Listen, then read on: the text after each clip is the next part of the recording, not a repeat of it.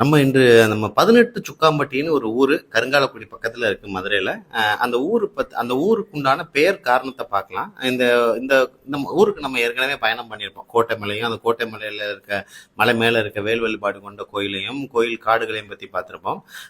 இந்த ஊருக்கு வந்து 18 சுக்காம்பட்டிங்கிற பேர். அது அது ஏன் அப்படி வச்சாங்கன்னு அந்த ஊர் பெரியவங்க நம்மக்கிட்ட சொன்னது ரொம்ப சுவாரஸ்யமாக இருந்தது. அதை நான் சொல்லிக்கிறேன்.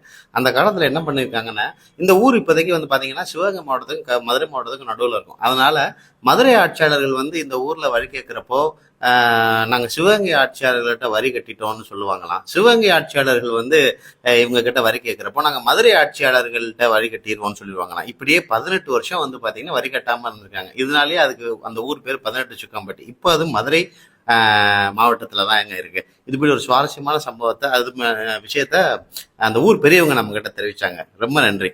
தேங்க்யூ.